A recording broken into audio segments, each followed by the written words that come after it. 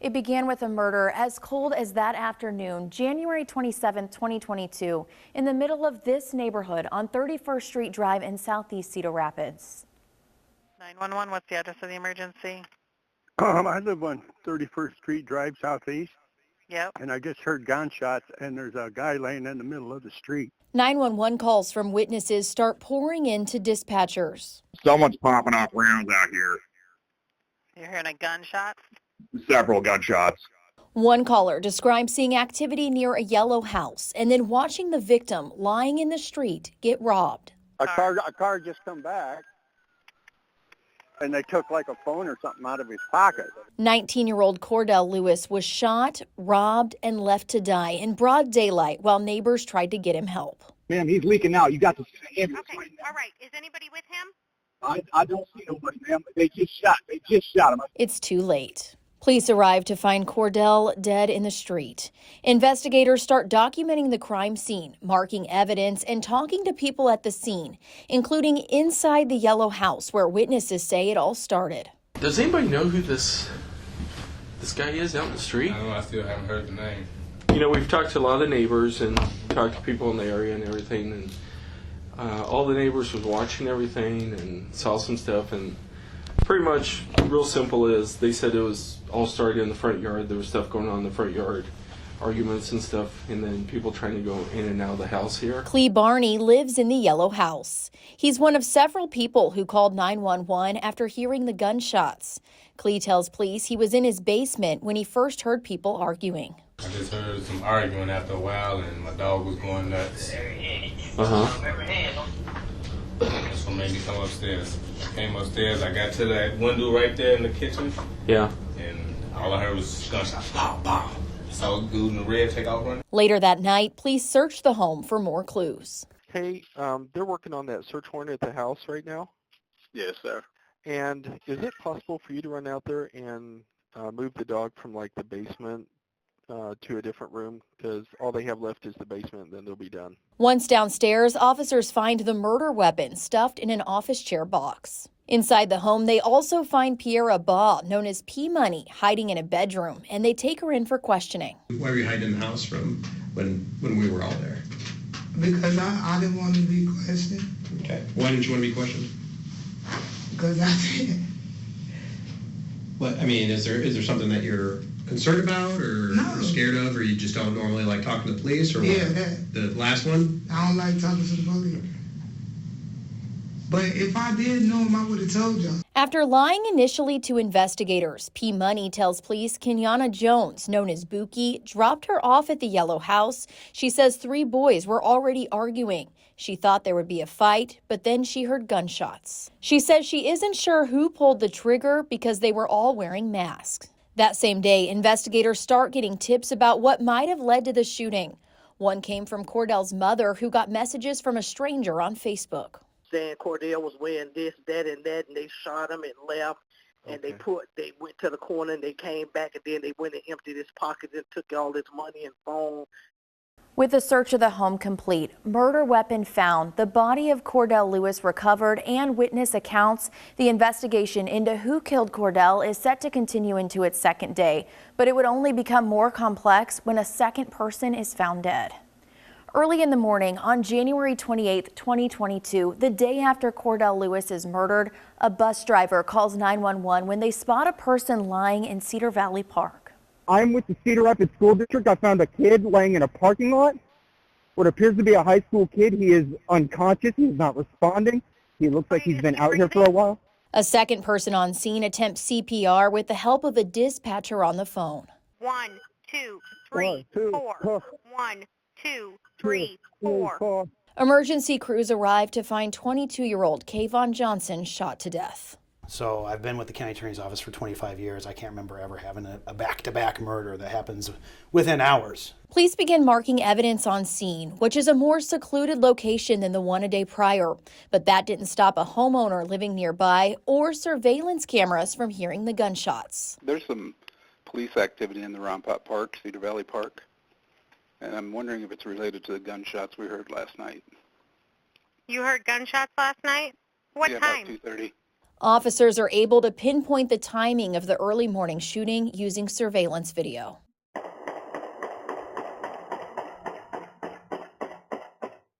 That same day, a vigil is held for Cordell Lewis on 31st Street Drive Southeast, where his body was found. A loved one there said Lewis was expecting a child. And y'all took him from his baby, who is due next month. Like, that's not fair to him, to his son, to the mother of his son, like his mom, his dad, his family, who loves him. At this point, police aren't sure if the two shootings are connected. That changes when surveillance video shows Kayvon, the victim of the second murder, at a convenience store just minutes before his murder. You can see Kayvon in the same red coat he was wearing when he was killed. He walks into the store with another man. That person is Kazius Childress, who goes by Kaz, a name witnesses had mentioned in Cordell Lewis's murder. His name Kaz, same guy that fixed it with P-Money and Buki. Clee, who lived in the yellow house at the scene of the first murder, tells an investigator he heard it was Kaz who pulled the trigger outside his home during what was supposed to be a robbery. They're trying to rob him, and I guess he wasn't going. And the other guy was so mad, the Kaz guy, he started shooting at the boy because I heard they had a lot of beef going on before that. Surveillance video from a separate gas station hours before Cordell's murder shows Kenyatta Jones, known as Buki, at the counter, Kazius in bright green shorts, and Kayvon in his red coat. Video from that same gas station captures Pierre Abba, known as P-Money, in the passenger seat of the car they all get into. You can see the large white S on her jacket. It's the same as the one she was wearing the night of Cordell's murder during her interview at the police department. Now police want to talk with P-Money again. There's some stuff going on here, and I'm not sure everything that's going on. So that's why we try and talk to people more. So that's why we're trying to talk to you more, because I know we didn't get the whole story from everybody. Man. What do you think? I don't know. I don't know these boys. I don't know. I don't know. She tells police she is in danger too. I don't know about them little boys. Nothing. What is your idea of maybe what happened? Like, we've got one guy gets killed out there in the street, and then we've got a second guy that gets killed. I mean, we don't usually have stuff like that happen here in town. I don't know. At the same time, investigators are continuing to get tips, but they find out witnesses are scared to come forward and often lie. Now that police believe the murders of Kayvon Johnson and Cordell Lewis are connected, they need to prove it. They learned the two victims were in a car together just before Cordell is killed. Officers want to talk with the driver. The driver initially claimed she wasn't there, only hearing about the shooting on social media. When she does finally admit it, she says she lied because she is scared for her life. We don't know if our life's in danger now. We're witnesses to something. And next thing you know, the only other witness that's in my car is dead too. So I don't know if I'm next. She says she was giving Cordell and Kayvon a ride to the yellow house to buy drugs. While she waited in the car, she saw people in face masks, and then she heard shots ring out. Kayvon had already returned to her vehicle. Cordell did not. As the investigation stretches into weeks, tips keep coming in. They're also hearing from loved ones of the victims who are seeking answers, like Kayvon's mother, who passes along what she's hearing to investigators. Kayvon was with Kaz when he shot Cordell. So he said that since Kayvon was right there when he shot Cordell, he couldn't trust Kayvon, so he took Kayvon out. Now, this is what I'm hearing again. Kayvon's family spoke with TV9, pleading for people to come forward with information. Just reach out to the police. You don't have to say your name. Just give us something, That's all we're asking for. Cordell's family finds out there's a video from inside a car just before Kayvon's murder. They share it with police. The video shows a person in the passenger seat on the phone with who appears to be Kayvon, asking who killed Cordell. You know who it was, right? Give me a description. White boy. You know who it was. White boy with tattoos or what? Yeah. Say ill. That's all I need. You know who it was. That's all I need. Don't. If you ain't here for Vaughn, don't tell us. I ain't heard. I don't know. Matter of fact, I don't know. He tells her P-Money, meaning Pierre Abba, set it up. He really set up on Chief.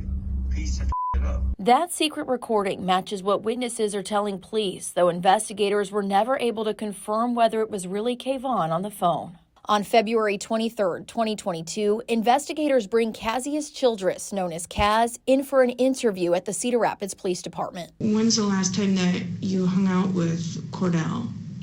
Honestly, it has been like a week or a week and a half, almost 2 weeks before he died. Kazius lies and tells them he doesn't recall being at the Yellow House the day Cordell was killed. There's cameras in the neighborhood and you were on them. That's not just word on the street. That's like video evidence. Kazius tries to pin Cordell's murder on Kayvon. He tells investigators he was with Kayvon the day of Cordell's murder.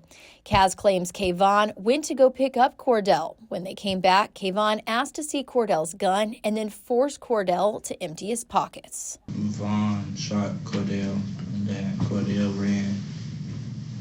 Vaughn shot at him again. Kazius also admits to being there when Kayvon was killed the next morning, but says he didn't pull the trigger. He says another man killed Kayvon in retaliation for Kayvon killing Cordell. Kazius goes as far as drawing a picture for police of what the gun used to kill Kayvon looked like. Kayvon, have any idea this was coming? Okay. How do you know that? Because I didn't even know. At this point, Lynn County Attorney Nick Maybanks doesn't have enough evidence to charge Kazius with either murder. There wasn't a consistent story among the witnesses, so it kind of led the case to start to get a little cold. But newly discovered video evidence will be just what prosecutors need. 3 months into the investigation, prosecutors haven't been able to charge anyone in the deaths of Cordell Lewis or Kayvon Johnson. Surveillance video from a gas station just before Kayvon's murder shows him and Kazius Childress, known as Kaz, getting out of a green SUV belonging to Kazius' stepmom, Brittany Kaiser. Moments later, surveillance video spots that same vehicle heading towards the park where Kayvon was killed. Now police need to talk with Brittany. I know you were there when it all went down. What do you mean? I was there. Okay. Well, we've been doing our investigation for quite a while. Yes. Put a lot of things together. And that's why we're here to talk to you, to get your side of the story. We just want you to be truthful about what happened, because we know you were there. I didn't do nothing. Okay? What took place? She eventually tells them it was dark and people were in masks, but she knows it was Kaz who pulled the trigger. How do you know that Kaz shot him? The cat? How do I know? Yeah. What you mean, how did I know? Did you see him shoot him? Did I see him? Yes. Yes. 2 days after Brittany identifies her stepson as the killer of Kayvon Johnson, new video comes to light in the murder of Cordell Lewis. Clee, who lives in the Yellow House where the murder happened, notices there's an SD card inside a surveillance camera on his home. A crime analyst discovers the shooting of Cordell was caught on camera. You can see Kazius with his bright green shorts showing over the top of his jeans alongside Pierra Bob, aka P-Money, in her jacket with the white S on it. Cordell is standing closer to the house. They appear to be arguing when Kazius points a gun and shoots Cordell, and he continues to shoot him as Cordell is running away. Video then shows Kazius putting the gun in the mailbox. P-Money is later seen taking the gun out and moving it. Now investigators have the proof they need to charge Kazius Childress with both murders. So it ultimately was the piece of evidence that solved the crime. But Kazius had skipped town. U.S. Marshals began a manhunt for him. On May 17th, 3.5 months after Cordell Lewis and Kayvon Johnson are murdered, Kazius is spotted getting out of a vehicle in Davenport. U.S. Marshals take him into custody, charged him with first-degree murder and going armed with intent in the deaths of Cordell Lewis and Kayvon Johnson. After Kazius is arrested, Kayvon's family tells TV9 they want more answers because they say Kazius and Kayvon were friends. Investigators head to Scott County to talk with Kazius again. He sticks to his story, telling them Kayvon killed Cordell, and then another man killed Kayvon as retaliation. Kazius even claims he was friends with both Cordell and Kayvon. You ever talk to Kayvon about, hey dude, why'd you shoot Cordell? You don't want to get shot, you ain't gonna say nothing to nobody. You ain't gonna ask Yeah, her. yeah, because you're worried about Kavon shooting you, even though you guys were friends. He shot Cordell. I mean, clearly those two had a problem, right? In this scenario, in your memory of what happened, those two had a problem. But you didn't have a problem with either one of those guys. Why would you be worried about getting shot? They just killed one of their own friends. Kazius tells police Kayvon was upset about being jumped a week prior to his death, and he thought Cordell set him up. So Kayvon set Cordell up to be robbed, but then ended up killing him. But Kaz is in for a surprise when police confront him with the video of the murder. We have a lot more video than you would probably, than you clearly expect us to have at this point. And it doesn't support your story. So, I mean, that's a problem for you, right? With Kazius in custody, the investigation isn't done. In the months that follow, investigators gather more evidence and make more arrests. After Kazius Childress is arrested, investigators sit down with another witness who was with Cordell and Kayvon the day Cordell was killed. She says Kazius, Cordell, and Kayvon were all friends. Was there any problems at the day before, No. when everybody's hanging out together? Nah, even the day before that, we were all hanging out. Investigators also speak with Kenyana Jones, aka Buki. She refuses to talk to police without an attorney involved. So you don't want to talk to us without a lawyer? No, I don't. But investigators have surveillance video showing Kenyana driving Kazius away from the scene of Cordell's death after his murder. Piera Baugh, aka P Money, also tells police she was not involved in the murder, but investigators know she is lying. Video shows her moving the gun after Cordell Lewis's murder. On November 10th, 2022, Piera Baugh is arrested by U.S. Marshals in Illinois, charged with murder in the first degree, forcible felony, robbery, conspiracy to commit a forcible felony, and accessory after the fact. Back in Cedar Rapids, Kenyana Jones is also arrested. She's charged with robbery and accessory afterwards. In 2023, prosecutors are preparing to bring all 4 cases to trial. Kazius for both murders and Piera and Kenyana for their involvement. This includes talking with an inmate who met Kazius in jail. He told me about the murder of Kavon Johnson, and he said that he killed Kavon Johnson. Well, first he said that they were friends, and he said that he felt like Kavon Johnson would basically rat him out. He also said that he had on a mask and gloves when he committed the murder, but his tattoos were covered up, so he felt confident about beating the case. Last, he said that he ran to Davenport after he committed the murder. In January 2024, Kazius Childress goes to trial in the death of Cordell Lewis. Prosecutors believe he conspired with Piera Baugh and Kenyana Jones to rob Cordell. At trial, Clee Barney, who lives in the home where the murder happened, testifies Cordell was robbed before his death. So when you came upstairs, you saw the defendant. What was he doing with the gun? He was pointed at Cordell Lewis. What was he saying while he was pointing at Cordell Lewis? Was saying, take off your chain, take off your coat, making him give him everything he had on. The jury has shown the surveillance video of Childress shooting Cordell as Cordell runs away. Kazius' attorneys argued the shooting was not first-degree murder, though they did not argue their client killed Cordell. During the trial, Kazius pleads guilty in exchange for a lesser charge of second-degree murder. In April 2024, he is sentenced to 50 years in prison for killing Cordell Lewis. That July, the same month she is set to go to trial, Piera Baugh took an Alford plea for her role in Cordell's death, meaning she did not admit guilt, but she agreed there was enough evidence to be convicted.